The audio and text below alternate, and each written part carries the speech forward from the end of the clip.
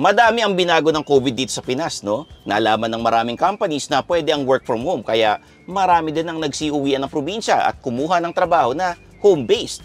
Nagkaroon din ng pagbabago sa transportasyon tulad ng bus lane, nasa gitna na ng EDSA. Nagbago rin ang ruta ng mga bus at ilang FX. Pagdating sa sakayan, may nabago na rin. Dumami ng mga motor, lalo na mga bike. At syempre, naging kasama na natin sa daan ang mga e-bike. Kaya naman for this episode, magre-review tayo ng isang bagong e-bike, the Hatasu Hero. Alam niyo nang gagawin. Like this video, subscribe to our channel, follow us on Facebook at syempre, follow niyo na rin ang Hatasu sa lahat ng kanilang mga social media accounts.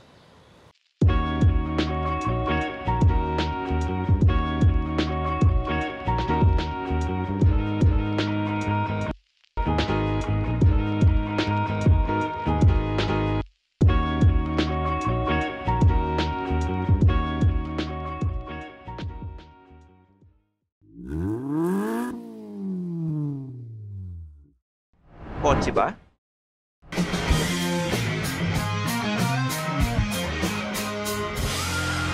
Feel kotse na.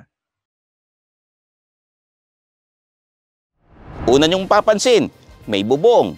Meron tayong solid glass with wiper, LED lights, at syempre, sa likod, may lagayan ng mga gamit. Halika rito, halika rito. Yan.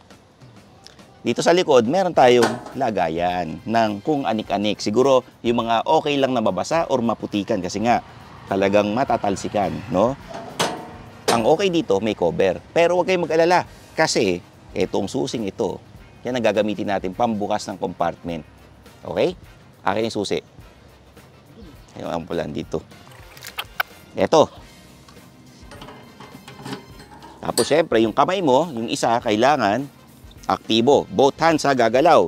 Alauna, alas 2, alas 3. Yan. Napakadali, di ba? At dyan mo ilalagay ang inyong mga helmet at yung mga importanteng gamit na hindi pwedeng mabasa. Take note ha, hindi lang isang helmet ang pwede mong ilagay dito. Kundi dalawa. Malaki lagayan dito. Ayan o. Oh. Di ba? Ayos. Okay. Kasya ang dalawang tao sa likod. Hindi sa compartment, kundi dito sa likod. Okay? Dito sa harap, syempre, wala tayong dashboard. Hindi ito kotse, e-bike ito. Ito yung pindutan ng wiper. Ayan, kita nyo, umaandar. Meron tayong USB port at meron tayong lagayan ng cellphone. Pero, ingat lang kasi madali kayong manakawan pag nilagay nyo cellphone nyo dyan. Okay? Ito yung gauge cluster. Kita nyo naman, full charge tayo at digital. Ito yung brakes natin. Oh. Throttle natin ito. Ayan, oh, umaandar tayo. Oh. Pwede kang mamili ng brakes kung dito or tatapakan mo. Ayan. Ito yung drive at reverse. Tapos pwede mong piliin yung speed para lang pindutan sa electric fan. Anong paborito mong numero? 1, 2, or 3.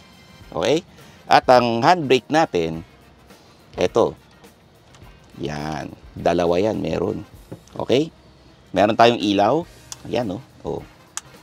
Meron tayong turn signal na dapat ginagamit. At meron tayong busina na sana bihira nyo lang gamitin.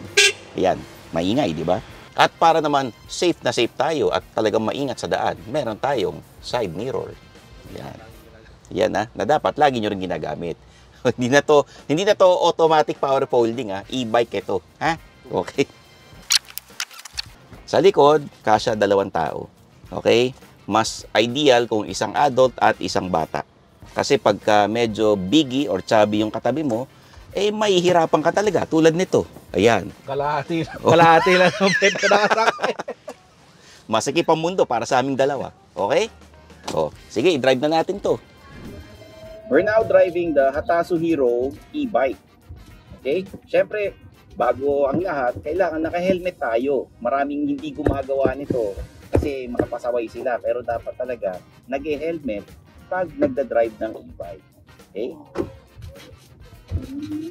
Ang speed nito, 25 kilometers per hour.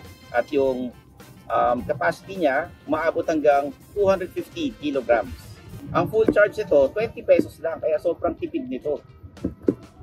At syempre, kaya maganda ang ride quality natin kasi meron itong telescopic port para maganda yung sakay natin, lalo na pag may mga humps, mga lubak.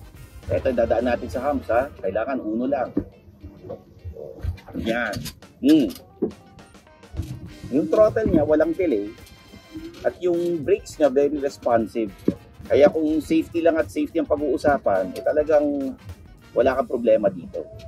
Overall, masarap i-maneho itong e-bike na to, pero kailangan masanay ka rin at doble ingat pa rin. Okay? So tara, balik na tayo. Basic tips para sa mga first-timers para safe at efficient ang paggamit nyo ng e-bike. Number 1, magbagal kapag liliko. Number 2, magbagal at huminto at tumingin sa side mirror. Number 3, huwag magbabad sa gitna ng kalsada dahil pwede kayong makadulot ng traffic. Number 4, tumakbo ng naaayon sa kaya. Huwag ipilit kung kinakabahan. Number 5, may mga e-bike tulad nitong Hatasu Hero na pwede sa major roads in the city dahil 3 wheels ito at kaya ang 25 kilometers per hour. Pero hindi ibig sabihin na pwede mo nang lakbayin ang left to right ng Quezon Ave.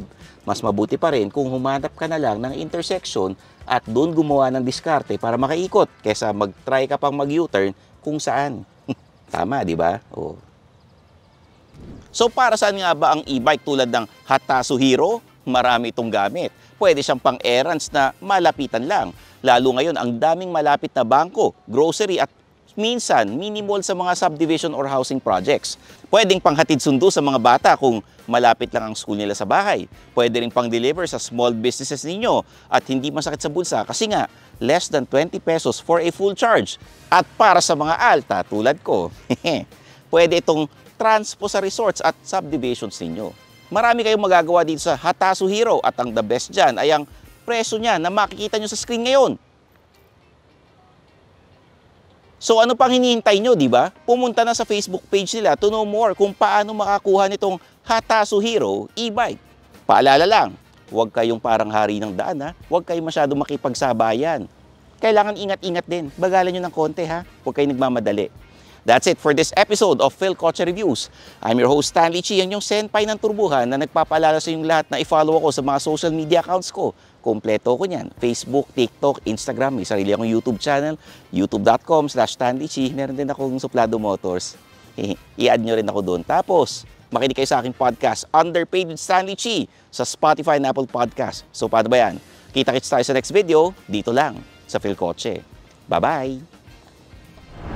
Thanks for watching. For the latest news, reviews, and anything you want to know about cars and car ownership, visit philkotse.com. Follow us on YouTube, Facebook, Instagram, and Spotify para hindi ka huli sa usapan. Tandaan, kotse ba? Phil Kotse na!